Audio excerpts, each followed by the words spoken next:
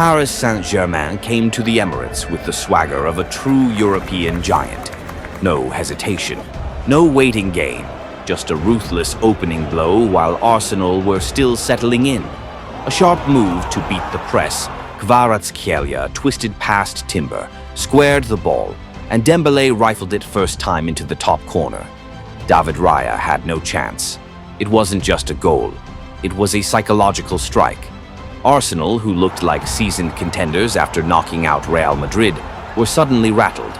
This time against a PSG side that was calm, clinical, and composed, the Gunners were forced to chase from the start. The turning point of the match wasn't flair or speed, it was control. Specifically, PSG's complete dominance in midfield. The trio of Vitinha, João Neves, and Fabian Ruiz shut down every Arsenal build-up before it could even begin. Vitinha was the heartbeat. He didn't just press well, he shadowed Martin Ødegaard from start to finish, neutralizing Arsenal's creative engine. Every time Ødegaard touched the ball, he was swarmed. He couldn't turn, couldn't pick a pass, couldn't breathe. Meanwhile, Declan Rice, normally a rock in midfield, was dragged out of position over and over by the clever rotations of Ruiz and Neves. The moment he stepped forward, space opened up behind him, and PSG's wide men, Dembélé and Kvaratskhelia, knew exactly how to exploit it. With their midfield connection severed, Arsenal's attackers, Saka, Martinelli, Trossard, were left stranded. They received the ball with their backs to goal. No passing lanes, no support. Saka, in particular, was completely nullified. He lost 9 out of 10 duels against Nuno Mendes. And whenever Arsenal tried to inject pace, PSG answered with smart tactical fouls to break their momentum. On the other side, Vitinha's press resistance stood out. Even under pressure, he found ways to escape, turn, and recycle possession. PSG didn't need to hoard the ball. They simply managed it with maturity that has often escaped them in past Champions League campaigns. Under Luis Enrique, this is a new PSG, disciplined, composed, and deadly. Arsenal tried. They fought, but they lacked a spark. Even when Mikel Merino thought he'd equalized from a set piece, VAR ruled it out. The moment summed up Arsenal's night. Plenty of possession, flashes of hope, but no real threat. PSG didn't need to be spectacular. They didn't need a flurry of goals. One was enough. Then they shut the door, controlled the rhythm, killed the space. All thanks to their midfield, led by Vitinha, the silent conductor of a masterclass in control. After a night like this, the football world can no longer overlook Paris Saint-Germain or Vitinha. This wasn't just a win, it was a statement. Paris Saint-Germain have one foot in the Champions League final, and at the center of it all stands Vitinha.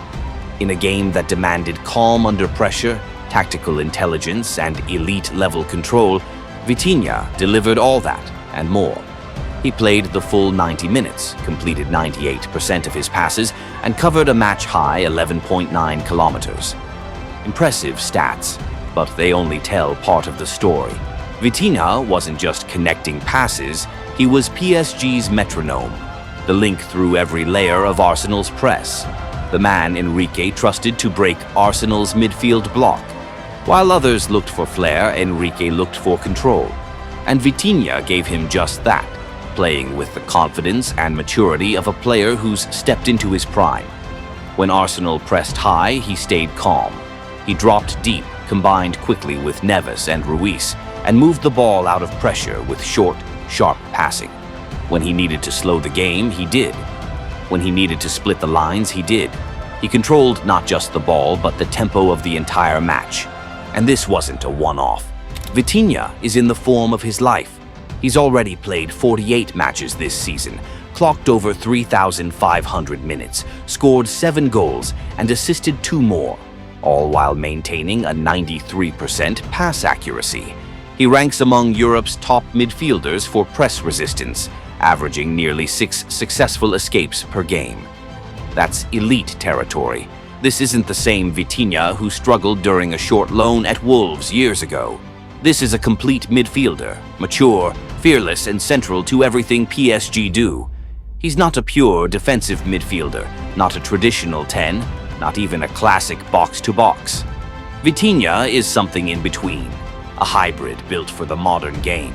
He defends, he creates, he dictates, he adapts. And under Luis Enrique, he's finally been given the freedom and responsibility he deserves. Vitinha is no longer in the shadows of stars. He is the star, the one pulling the strings, the one PSG can trust when it matters most. At 25 years old, Vitinha is the symbol of PSG's new identity. Not built on celebrity, but on control, cohesion, and clarity. If PSG are finally going to lift the Champions League, Vitinha will be at the heart of it.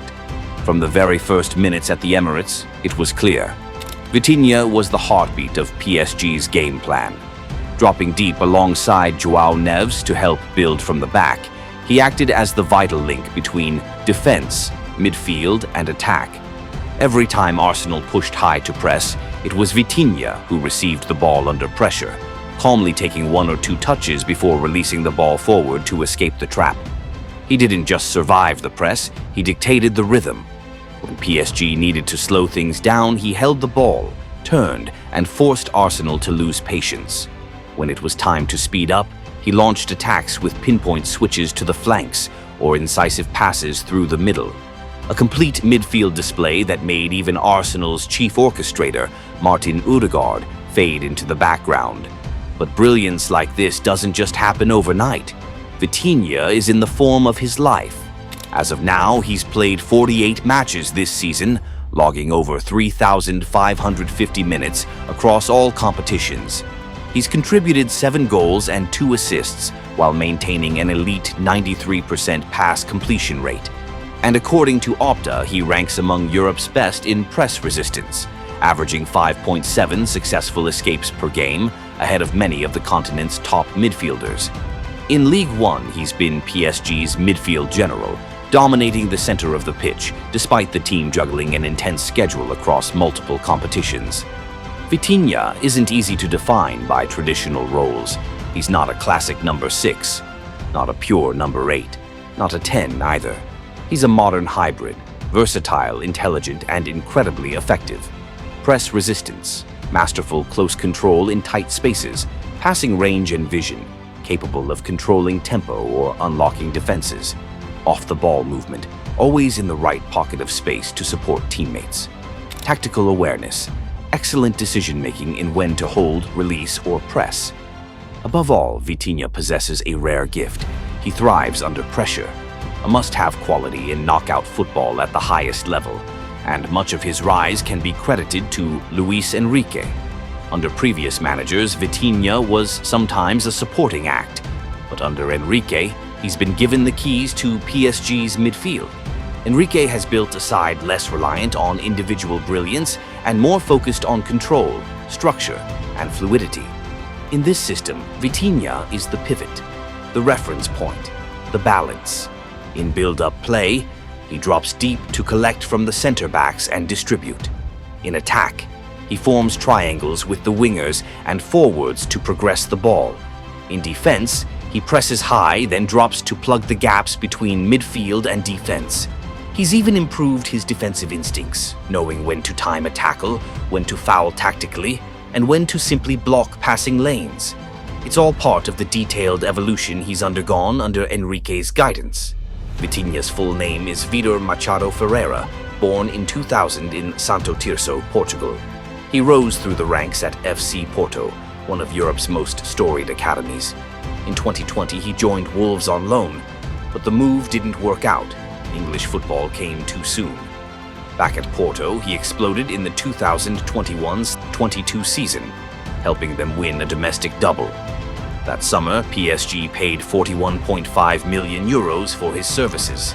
At first, he struggled to assert himself in a team still built around the superstar trio of Neymar, Messi, and Mbappé. But Vitinha never stopped growing. He kept improving, adapting, and working, until finally, in this new era, he's emerged as a cornerstone of PSG's identity. Now 25 years old, Vitinha is entering his prime, and he looks set to be one of the driving forces behind PSG's Champions League ambitions for years to come. And not just for PSG, for Portugal too. He's widely viewed as the natural successor to João Moutinho in the national setup, a deep-lying playmaker with intelligence, discipline, and elite passing. Alongside Bernardo Silva and Bruno Fernandes, he could form the spine of Portugal's next great generation. The mental growth has been just as impressive as the technical.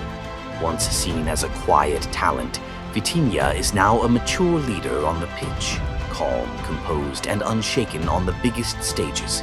The game against Arsenal was just another chapter in his story, but it was also a turning point, a moment of recognition. Vitinha is no longer a promising youngster. He's one of the best central midfielders in Europe right now, and if PSG are to finally lift that elusive Champions League trophy, it may well be Vitinha, calm heart, cold mind, who leads them there.